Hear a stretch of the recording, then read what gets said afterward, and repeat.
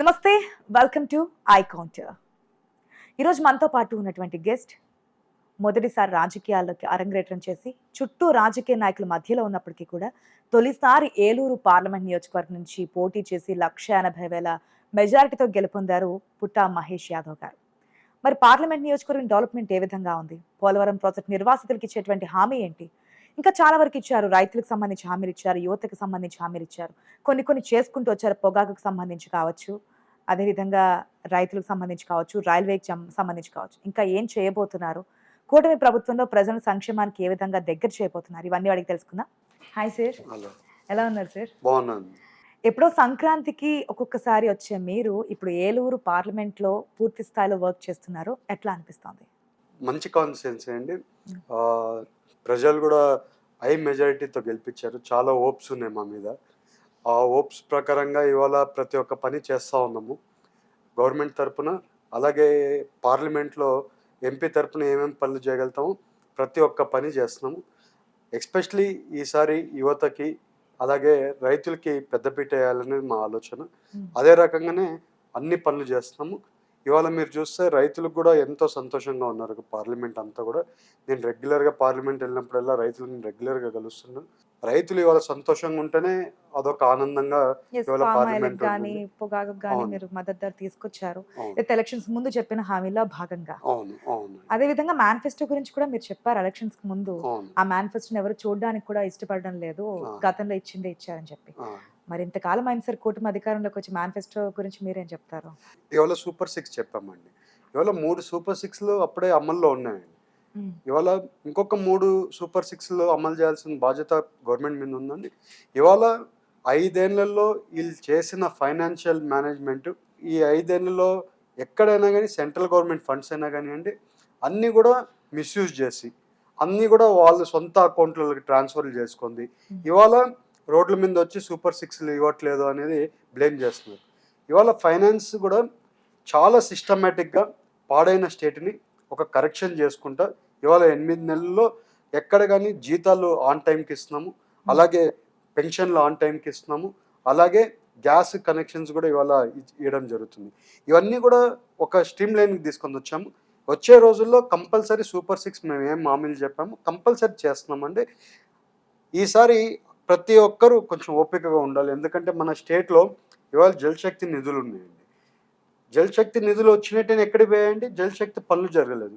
అవన్నీ నిధులు ఎక్కడికి పోయాయి? అలాగే వేరే నిధులు సెంట్రల్ గవర్నమెంట్ గత అధికార పార్టీ జగన్మోహన్ రెడ్డి కానివ్వండి, మిగిలిన మాజీ మంత్రులు కానివ్వండి, ఒక్కటే స్ట్రైట్ క్వశ్చన్ అడుగుతున్నారు. అది ఫ్లడ్స్ వచ్చినప్పుడు కావచ్చు, ఇంకే అకేషన్ అయినా సరే, జైలుకి వెళ్ళి ములకత్ వచ్చినప్పుడు కావచ్చు, జగన్మోహన్ రెడ్డి మాట్లాడేది ఏమిటి అంటే ఒకే ఒకటి, ఎందుకు సంక్షేమ పథకాలు ఇవ్వట్లేదు? నా హయాంలో నేను ఇంతవరకు కంప్లీట్ చేశాను కదా, ఇన్ని లక్షల కోట్ల అప్పులు తెచ్చారు కదా, మరి ఏం చేశారు ప్రజలకు ఇచ్చినటువంటి హామీలు అమలు చేయకుండా అని. ఇవ్వాలండి కంపల్సరీ సూపర్ 6 మేము ఏం హామీలు చెప్పామో ఎలక్షన్లో ఇవ్వాల్సిన బాధ్యత మా గవర్నమెంట్ మీద ఉంది. కంపల్సరీ ఇస్తాం. ఇవాళ అన్నీ కూడా కరెక్షన్ చేస్తున్నాం. ఇవాళ రోడ్లు, ఇరిగేషన్ ప్రాజెక్ట్స్, అలాగే ఇవాళ ఎక్కడెక్కడ ఆగిపోయిన ఇరిగేషన్ ప్రాజెక్ట్స్ ప్రతి ఒక్కటి స్ట్రీమ్ లైన్ చేస్తున్నామండి. ఇవాళ స్ట్రీమ్ లైన్ చేసి దానికంతా కూడా డబ్బులు కేటాయిస్తాము. అభివృద్ధితో పాటు సంక్షేమ పథకాలు కూడా చేయాల్సిన అవసరం ఉందండి. 2 బ్యాలెన్స్డ్గా చేయాల్సింది ఉంది. ఇవాళ 3 పథకాలు అమలు చేసాము, జరుగుతున్నాయి. వచ్చే రోజుల్లో అమలు చేస్తామని చెప్తున్నాము. 100% అమలు చేస్తాం. తొందర ఏముంది అంటున్నాను. ఇప్పుడు అంత తొందర ఏముంది, అమలు చేస్తున్నాము. కొన్ని రోజులు ఎలక్షన్స్ వస్తే మేమే గెలుస్తాము అంటున్నారు. వాళ్ళకండి ఎప్పుడు కూడా అధికారం మీద ఉండే ఇష్టంతో మాత్రమే కానీ జనాలకి ఏదో చేయాలని ఇష్టం కాదండి. మేము ఇవాళ టీడీపీ గవర్నమెంట్ అయినా ఎన్డీఏ కూటమి అయినా ఇవాళ మాకు జనాలకి న్యాయం చేస్తున్నామా లేదా, యువతకి న్యాయం చేస్తున్నామా లేదా, అలాగే ఉద్యోగాలకు న్యాయం చేస్తున్నామా లేదా, అలాగే యువతకి న్యాయం చేస్తున్నామా లేదా మేము ఆలోచిస్తున్నాం. పోయినసారి గవర్నమెంట్ ఏం ఆలోచించారు? ఓన్లీ సంక్షేమ పథకాలు ఇస్తే మాకు ఓట్లు వస్తాయని ఆలోచించారు. మేము ఓట్ల కోసం ఆలోచించట్లేదు, మన రాష్ట్రాన్ని డెవలప్మెంట్ కోసం ఆలోచిస్తాం.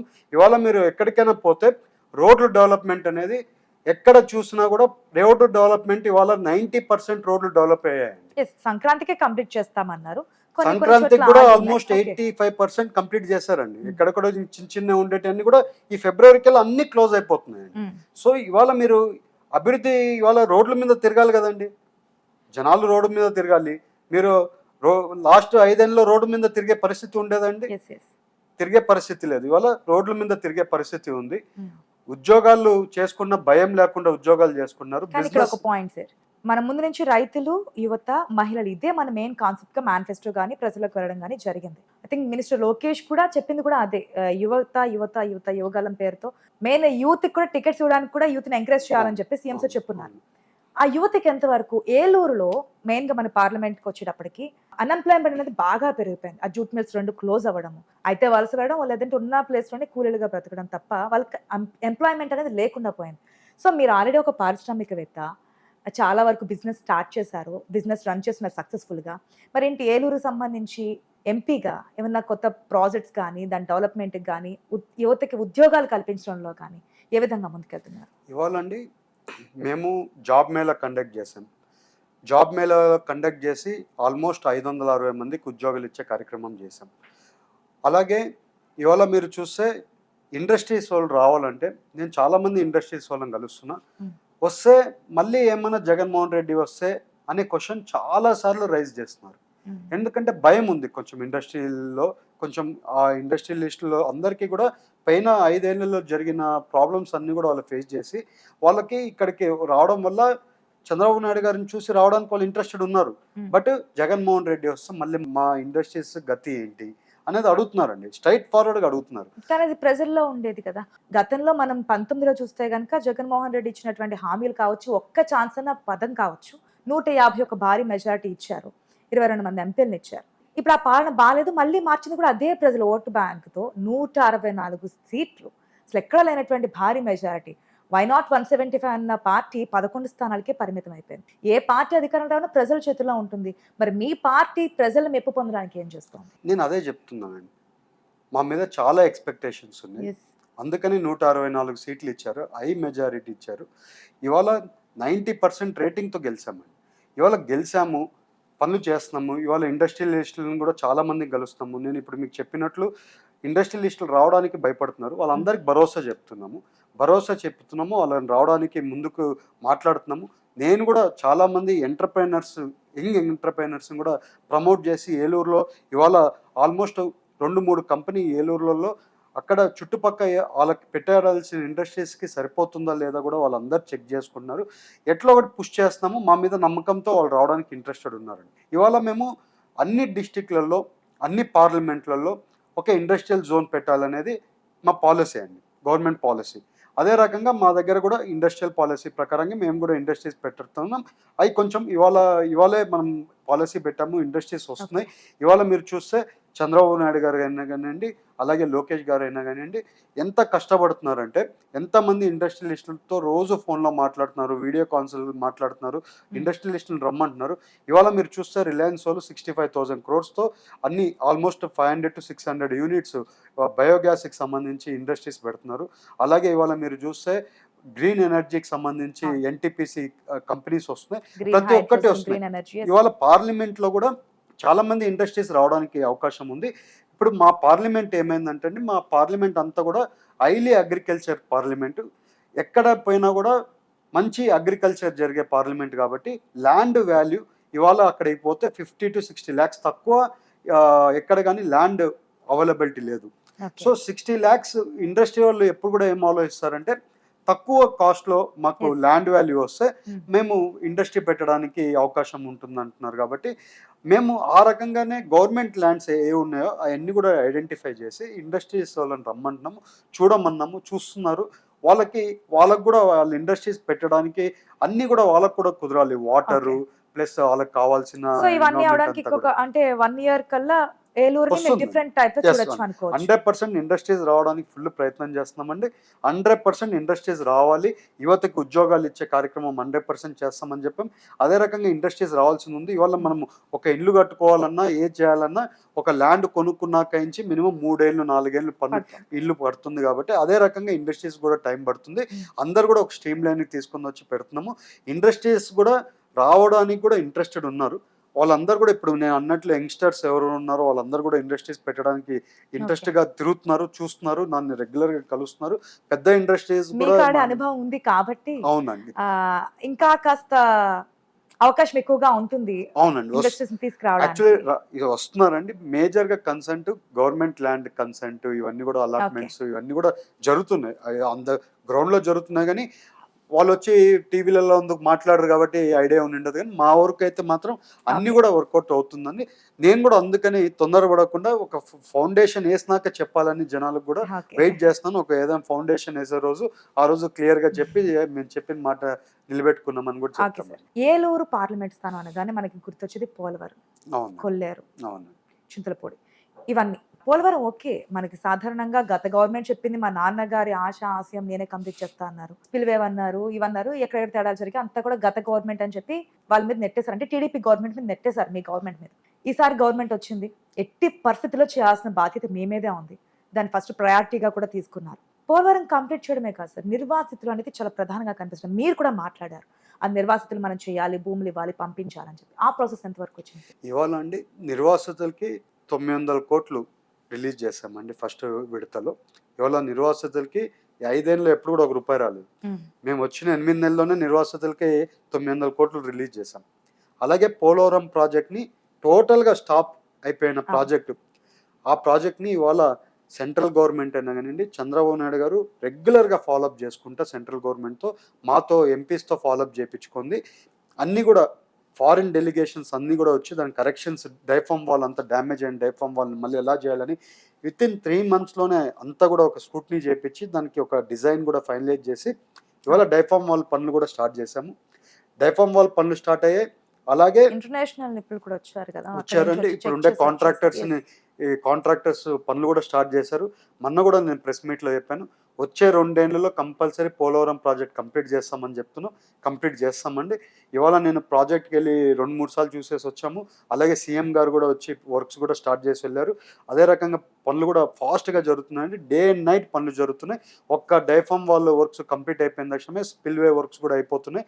అయిపోయిన తక్షణమే మనకి స్పిల్‌వే వర్క్స్ 100%కి ఇప్పుడు కంప్లీట్ చేసేస్తామండి. వితిన్ 1 ఇయర్‌లో అయిపోతుంది గానీ, మనకి పోలవరం డ్యాము అర్థం చేసుకోవాల్సింది ఒకటుందండి. అందరి ప్రజలకు గూడా చెప్పాల్సిన అవసరం ఉంది.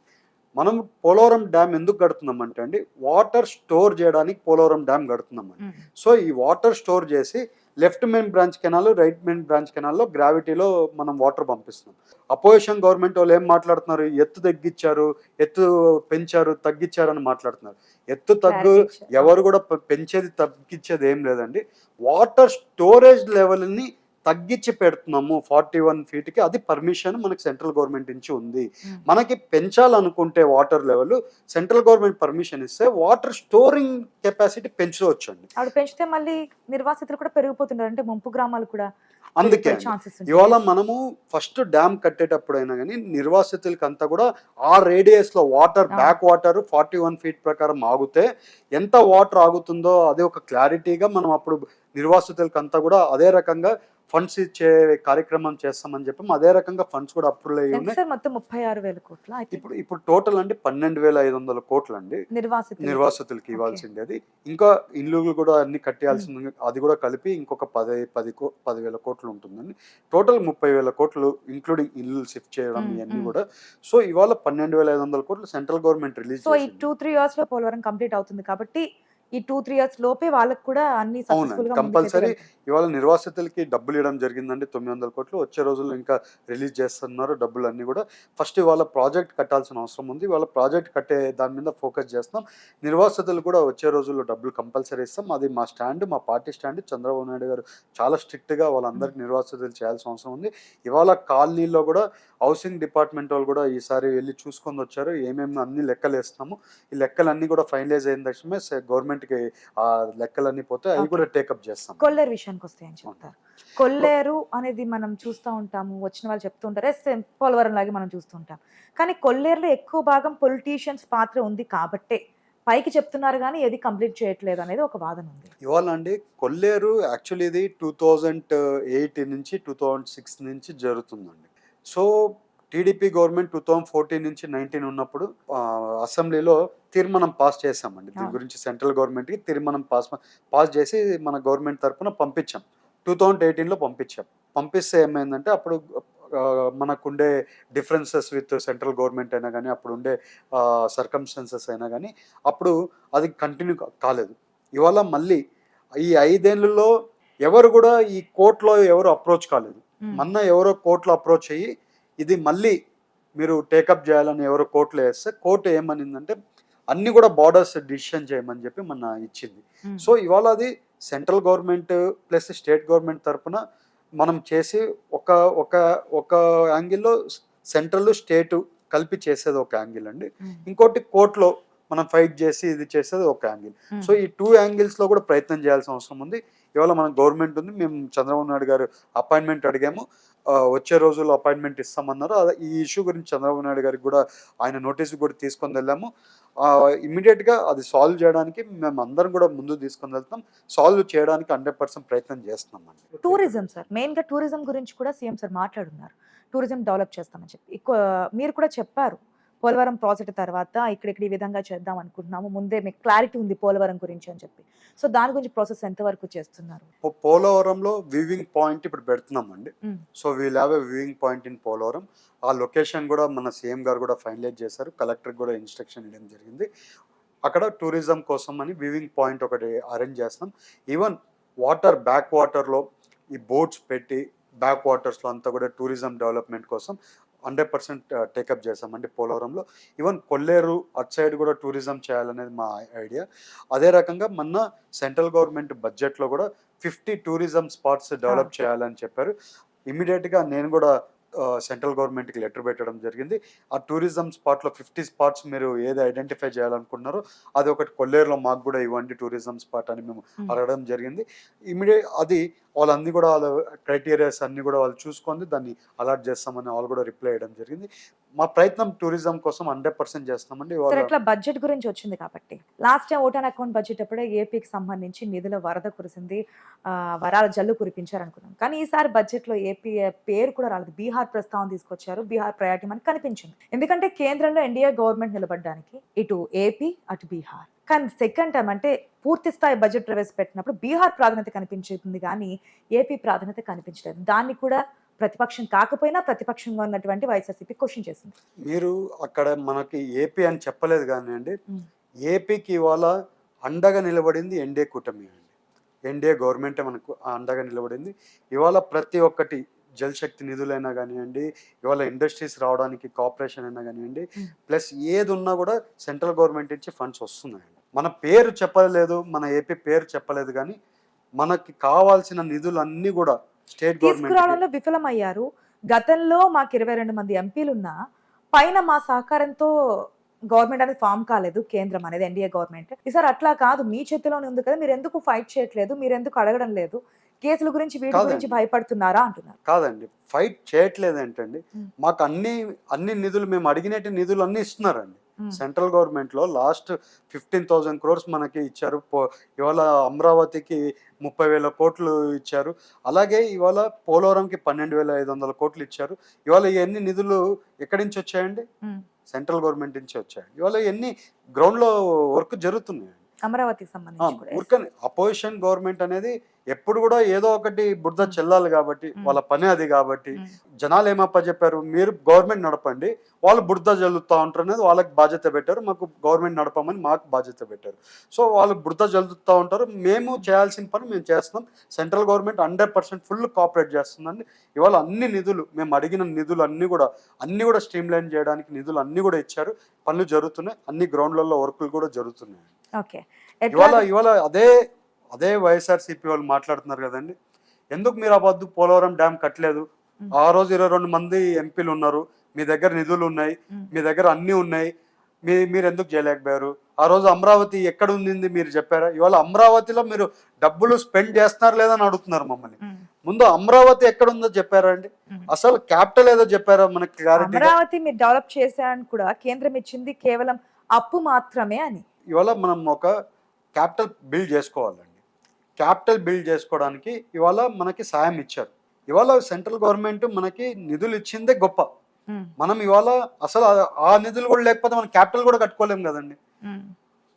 వచ్చింది కదా, అట్లీస్ట్ మనం వర్క్ చేసుకుంటున్నాం, కడుతున్నాం, దాంతో మనం సిటీ డెవలప్ అయ్యే కొద్దీ సిటీ రెవెన్యూ రాష్ట్రం విడిపోయిన తర్వాత విభజన హామీలు అంటే వాళ్ళు చెప్పే నేను ఒక క్వశ్చన్ అడుగుతున్నాం మేడం, ఇవాళ అట్లయితే అమరావతి కట్టొద్దన్న మీరు అనేది, అంటే నిధులే తీసుకొని రావద్దు, నిధులు కూడా తీసుకొని రాకుండా మీరు అమరావతి కట్టొద్దన్న మీరు అనేది. మేము అమరావతి కడుతున్నాం, కట్టి మన రాష్ట్రానికి ఒక క్యాపిటల్ చేసి ఒక ఎకనామికల్ జోన్ కింద మన క్యాపిటల్ ఉండాలి, క్యాపిటల్లో అందరు కూడా వచ్చి పని చేసుకునేట్లు ఉండాలి, మన రాష్ట్రానికి ఒక క్యాపిటల్ ఉండాలని మేము ప్రయత్నం చేస్తాం. మీరేమంటున్నారు, నిధులు ఎందుకు తీసుకొని వచ్చారు అని మీరు అంటున్నారు.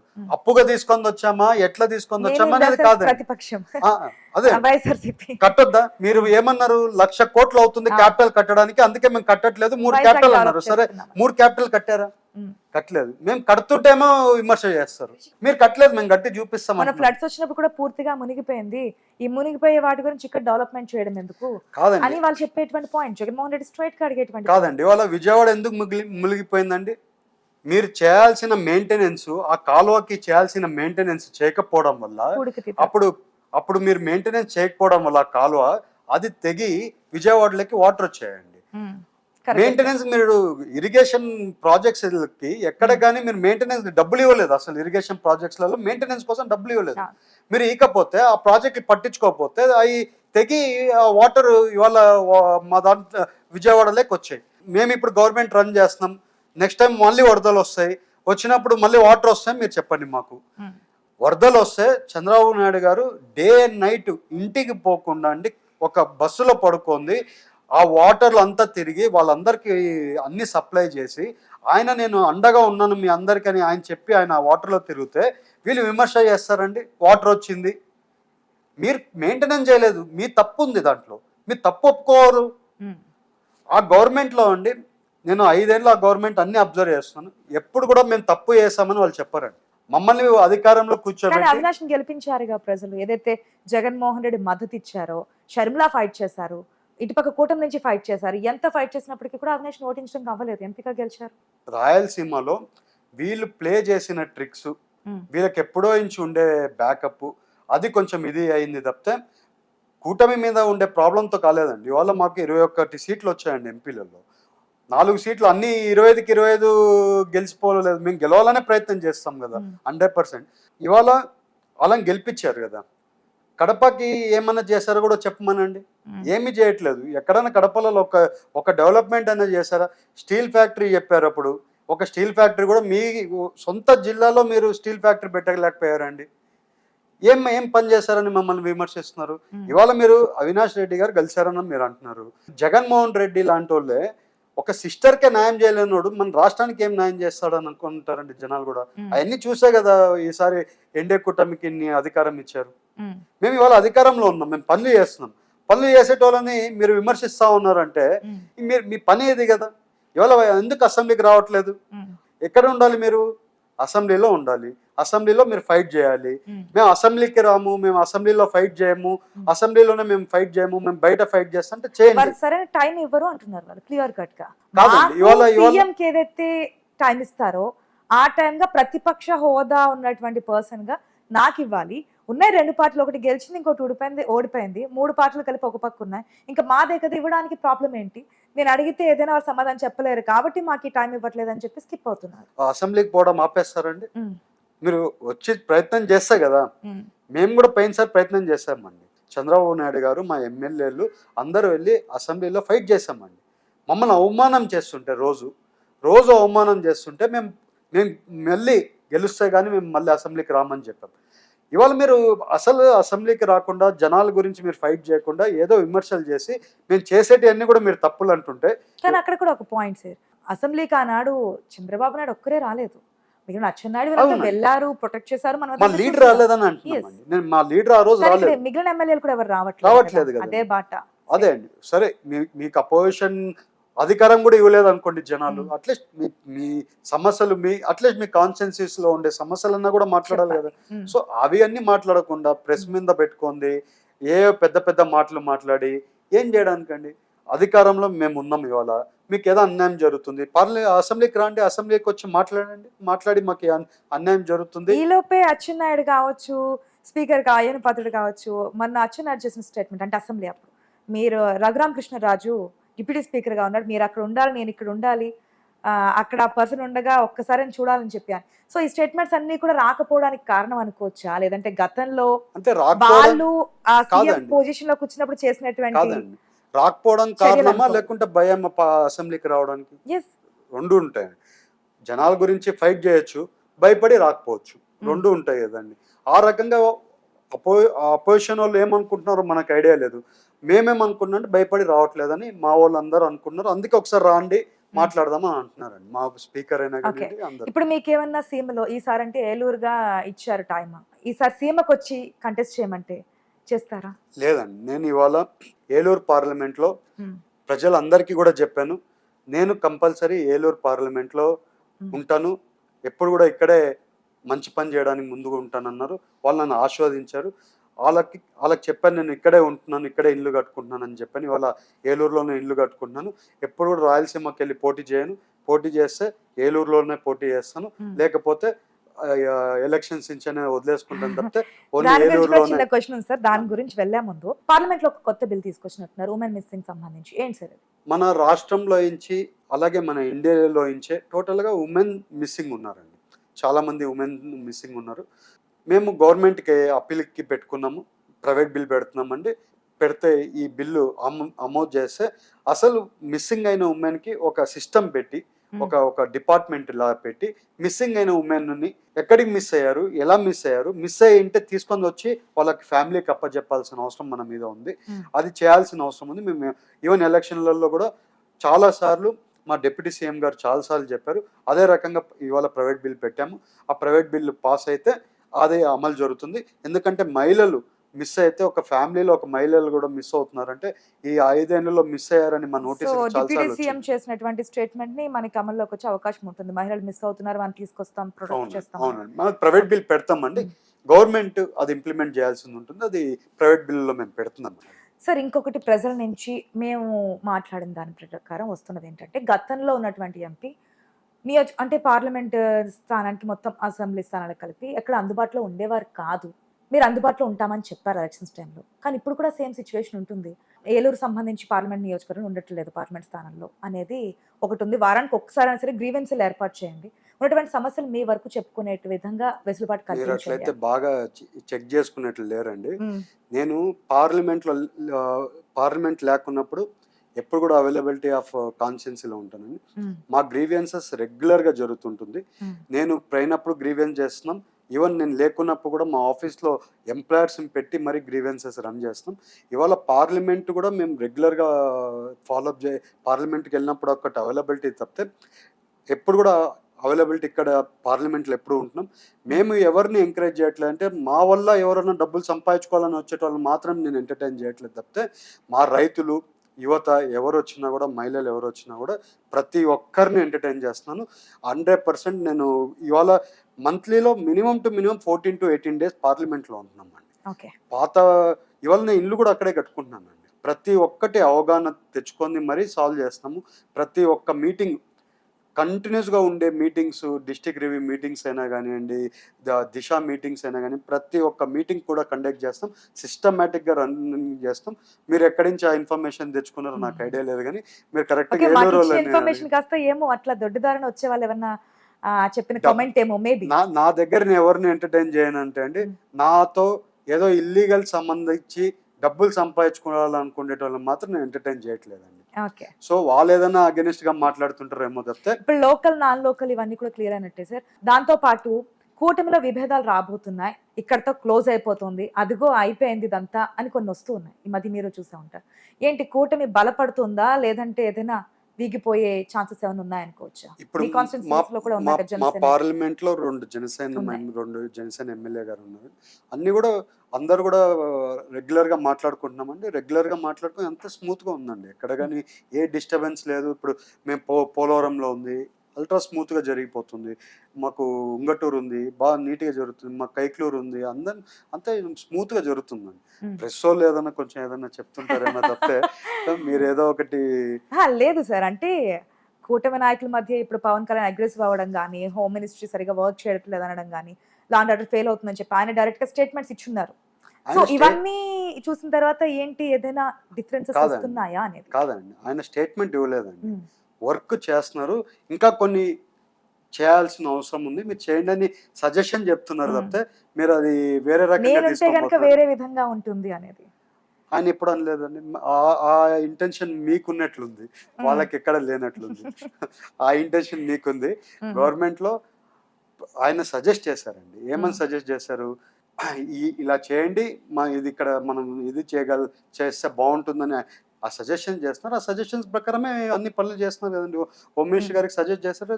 హోమ్ మినిస్టర్ గారు కూడా అదే రకంగా సజెషన్స్ ప్రకారం పనిచేస్తున్నారండి. గవర్నమెంట్లో ఎవరు చెప్పినా కూడా సజెషన్స్ కిందనే చెప్తారండి. ఏదో దాన్ని కాంప్లికేటెడ్గా చేయడానికో ఏదో చేయడానికి ఎవరో చెప్పరు కదా. ఇవాళ డిప్యూటీ సీఎం గారు మేము అందరం ఎన్డీఏ కూటమిలో మేము ఇంత మెజారిటీగా అందరు గెలిస్తే జనాల కోసం పని చేయాలని వాళ్ళకు కూడా తాపత్రం ఉంటుంది, మాకు కూడా తాపత్రం అదే ఉంటుంది. ఈవెన్ మా హోమ్ మినిస్టర్ గారికి కూడా అదే తాపత్రం సార్ ఉంటుంది. ఫైనల్ గా ఒక క్వశ్చన్ సార్, ఓకే ఇది కూడా వచ్చినటువంటి ఆరోపణ లేదంటే ఇంకొక కామెంట్ అనేది మీరే క్లారిఫై చేసండి ప్రజలకు కూడా. తెలంగాణలో ఇథనాల్ ఫ్యాక్టరీ పెడితే అక్కడ ప్రజల నుంచి వ్యతిరేకత వచ్చి తీసేశారని చెప్పి తెలిసింది, దాని గురించి ఏం చెప్తారు? మేము ఇథనాల్ ఫ్యాక్టరీ పెట్టాలని స్టేట్ గవర్నమెంట్లో ప్లస్ సెంట్రల్ గవర్నమెంట్లో పర్మిషన్స్ తీసుకున్నామండి. సో ల్యాండ్ కూడా కొన్నాము. సో అప్పుడు ఉండే గవర్నమెంట్ అక్కడ పెట్టాలని, అక్కడ బ్యాక్వర్డ్ ఏరియాలలో కూడా ఇండస్ట్రీస్ రావాలని అప్పుడు ఉండే గవర్నమెంట్, అప్పుడు ఉండే టీఆర్ఎస్ గవర్నమెంట్, అప్పుడు ఉండే ఎంటర్ప్రైనర్స్ అందరిని ఎంకరేజ్ చేస్తుంటే మేము అక్కడ బ్యాక్వర్డ్ ఏరియా, సో నిర్మల్ ఇక్కడ ఏరియా అంతా కూడా బ్యాక్వర్డ్ ఏరియా, అక్కడ పెట్టాలని మేము ఎంకరేజ్ చేస్తే మేము అక్కడ ఫ్యాక్టరీ పెట్టడానికి మా ఓన్ ల్యాండ్ మేము కొనుక్కుంది అక్కడైతే బాగుంటుందని పెట్టడానికి వెళ్తే అక్కడ ఉండే లోకల్ పాలిటిక్స్, కొత్త గవర్నమెంట్ వచ్చినాక అక్కడ చేసే పాలిటిక్స్తో ఫ్యాక్టరీ పెట్టొద్దన్నారు. మేము ఫ్యాక్టరీ పెట్టదలుచుకోలేదు, మేము పెట్టలేము. ఇవాళ అక్కడ ఇథనాల్ ఫ్యాక్టరీ పెట్టడం వల్ల అక్కడ చాలా మంది రైతులకి చాలా ఉపయోగం ఉంటుంది. అక్కడ ఉండే వరి ధాన్యం అంతా కూడా వాళ్ళు ఎంతో కష్టపడుతుంది. వరి ధాన్యం అంతా కూడా మేమే బ్యాక్ టు బ్యాక్ మిల్లర్ దగ్గర కూడా పోకుండా మేమే బ్యాక్ టు బ్యాక్ వాళ్ళకి అడ్వాన్స్ ఇచ్చి మరి మేమే కొనుక్కొని చేస్తామని వాళ్ళకి చెప్పాము. అక్కడ ఉండే జనాలు దీనివల్ల ఏదో పొల్యూషన్ వస్తుందనో ఏదో వస్తుందని క్రియేట్ చేసి వాళ్ళు చూడండి, మాకు ఏలూరు పార్లమెంట్ అన్న ఆంధ్రప్రదేశ్లోనే ఇండస్ట్రీస్ రమ్మని అడుగుతున్నా కూడా ఇండస్ట్రీస్ రావడం లేదు. అక్కడ మేము పెడతామన్నా కూడా వాళ్ళు వద్దంటున్నారు. మీరు ఇథనాల్ ఫ్యాక్టరీ అనేదండి, it is a fully non polluted factory అండి. పొల్యూషన్ చేయదు. సో దాంట్లో పాలిటిక్స్ అనేవి ఫలించాయి అనుకోవచ్చు. పాలిటిక్స్ ఇన్వాల్వ్ అవ్వడం వల్ల అవ్వచ్చు అండి. ఎప్పుడు కూడా అదే చెప్తున్నాను అండి, పాలిటిక్స్ బిజినెస్లో ఇన్వాల్వ్ కాకూడదు.